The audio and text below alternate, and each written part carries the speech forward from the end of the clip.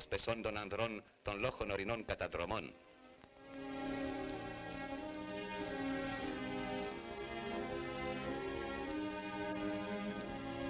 Μετά την δέησιν η αυτού μεγαλειώτης ο βασιλεύς αποκαλύπτει το μεγαλοπρεπές μνημείον και ίσταται εις πρόσωπον.